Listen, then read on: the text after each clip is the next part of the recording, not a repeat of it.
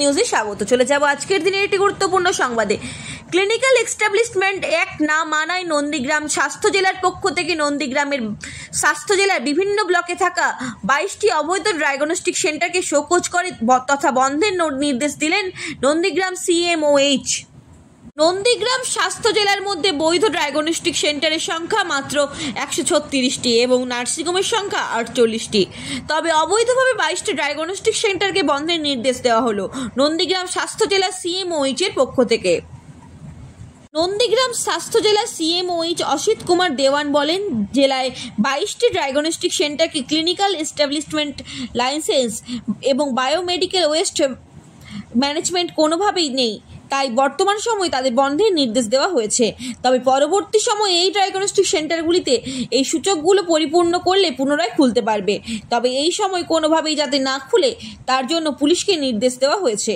নন্দীগ্রাম জেলা স্বাস্থ্যের মধ্যে 11টি ব্লক এবং একটি পৌরসভা এলাকা পড়ে, তাই সমগ্র স্বাস্থ্য জেলার পরিপূর্ণভাবে সমীক্ষা বা নজরদারির আওতায় আসেনি এখনো পর্যন্ত। পরবর্তীকালে এই লিস্ট আরও বাড়তে বলে মনে করা হচ্ছে।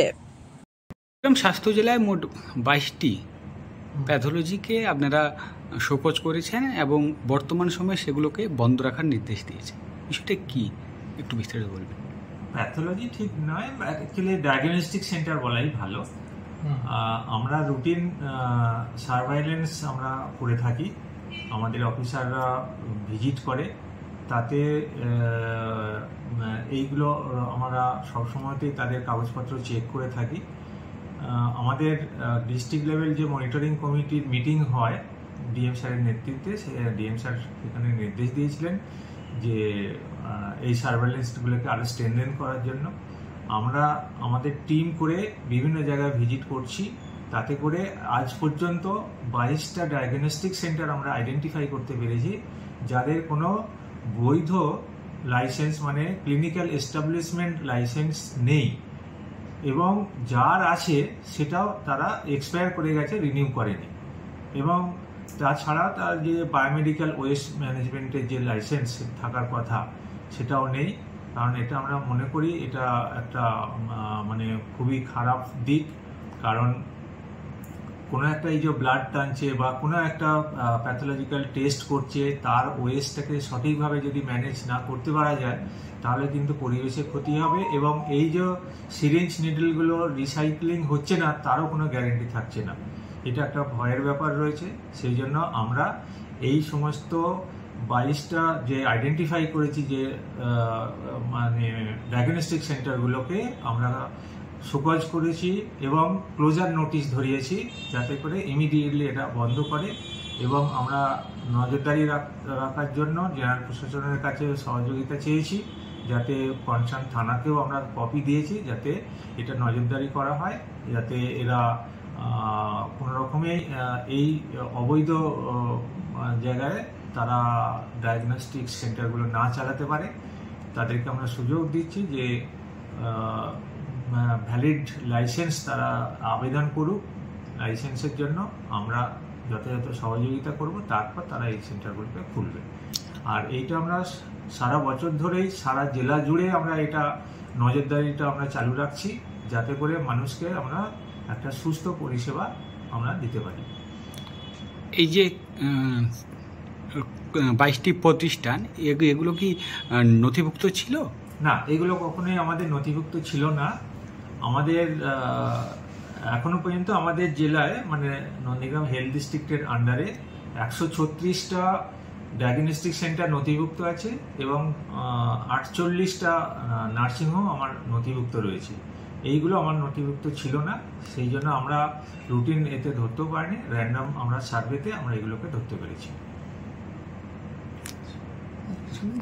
এই যে 22টি ডায়াগনস্টিক সেন্টার, এটা কি টোটাল নন্দীগ্রাম স্বাস্থ্য জেলার উপরে না আরও বাকি আছে কিছু? নন্দীগ্রাম স্বাস্থ্য জেলার মধ্যে আমার 11টা ব্লক পড়ে, একটা মিউনিসিপ্যালিটি পড়ে।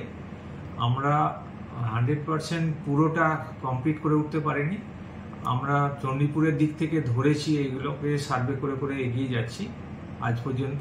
তারপর আমরা আস্তে আস্তে পুরোটাই কমপ্লিট করব, তাতে হয়তো এর থেকে বেশি ইললিগ্যাল ডায়াগনস্টিক সেন্টার ধরা পড়তেও পারে।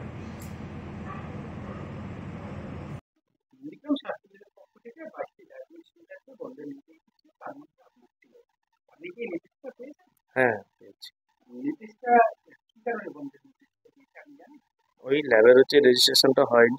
আর রেজিস্ট্রেশনের জন্য যেসব কাগজ দরকার, র্যাঙ্কি, পলিউশন, ওইগুলো হচ্ছে করতে দেওয়া হয়েছে।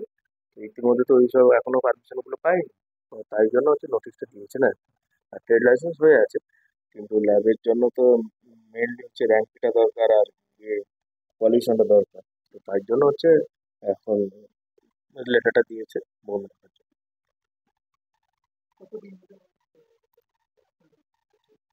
হ্যাঁ, হলো ওই 6 মাস মতো।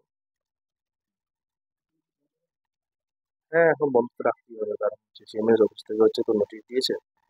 হুম।